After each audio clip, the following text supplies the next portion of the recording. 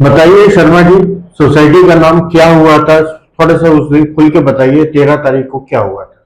देखिए, ऐसा है, हमारी सोसाइटी का नाम स्वागतम अपार्टमेंट पड़ता है। ये 62 सेक्टर में ही आती है और ये हमारे सामने का ही वाक़ा है। बिल्कुल जो मेन रोड है, जो मेट्रो सामने जा रही है, मतलब ये समझ लीजिए कि हजारों की संख्या में लोग यहाँ मतलब एक साथ इकट्ठे हो गए और इतनी गुंडागर्दी यहाँ हो रही थी कि उस दिन यदि पुलिस का सहयोग नहीं मिलता तो पता नहीं क्या हो जाता है। उपद्रवी लोग थे वो बेसिकली, और ऐसा महसूस हो रहा था कि वो ऐसा नहीं कि ये अचानक हुआ है, ये ऐसा महसूस हो रहा था कि ये प्री प्लान से, उनका पहले से प्लान था इस तरह से करने का। और हम तो शुक्रगुजार हैं बहुत ज्यादा पुलिस के, एसीपी साहब के, जो यहाँ के चौकी इंचार्ज थे, जो भी फोर्स आई यहाँ, यदि वो फोर्स यहाँ नहीं आती उस दिन और उन्होंने बहुत ही सज्जनता के हिसाब से उनको समझाने के, उनको कोई लाठीचार्ज नहीं हुआ, कोई कुछ नहीं हुआ, बड़े प्यार से बहुत से, लेकिन यदि वो पुलिस नहीं आती तो वो कुछ भी यहाँ हो सकता था। वो सोसाइटी के अंदर भी घुस सकते थे। सोसाइटी हमने यहाँ सारे गेट वेट बंद करा दिए थे सोसाइटी के, क्योंकि ये भी सुनने में आया था कि उन्होंने पीछे 63 में कई विपुल कोई फैक्ट्री है वहां भी गाड़ियों में आग लगा दी थी। और यदि अंदर घुस जाते वो तो हमारे 4-5 आदमी क्या करते, हजारों की संख्या भीड़ थी, वो गाड़ियों में भी आग लगा सकते थे, वो पथराव भी कर सकते थे, कुछ भी कर सकते थे। और शर्मा जी आने के कितनी देर बाद पुलिस आई? पुलिस तो मेरे ख्याल में ज्यादा टाइम नहीं लगा था पुलिस को, क्योंकि लोगों ने इन्फॉर्म कर दिया था पुलिस को, और पुलिस अच्छी तादाद में आई थी पुलिस।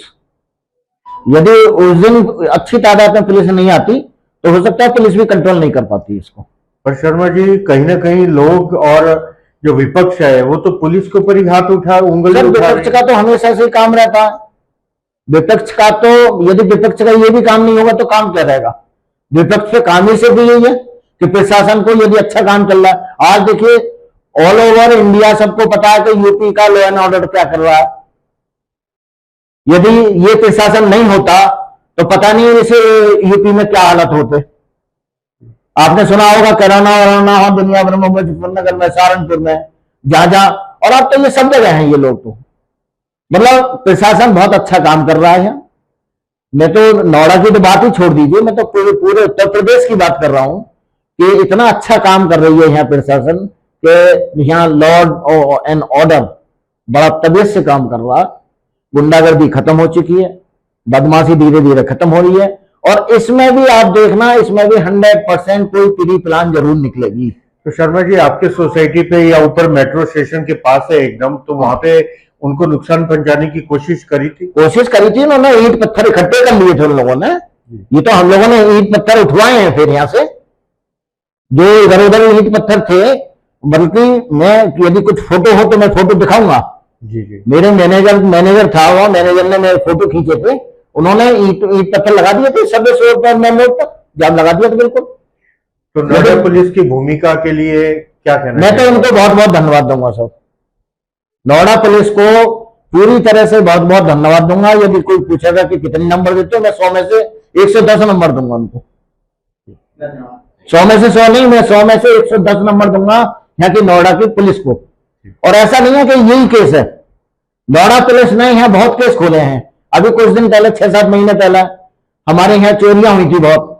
नोएडा पुलिस ने विदिन 15 डेज पूरा खोल कर रख दिया सब। मंदिर लूटे उन्होंने यहाँ, मंदिरों में जो आपका वो जो दान पत्र रखा है उसे उठा के ले गए, सोसाइटी से दीवार कूट के, और वो सारी ये हालात चल रहे थे। तो नोएडा पुलिस तो हमेशा से अच्छा काम करती है। धन्यवाद।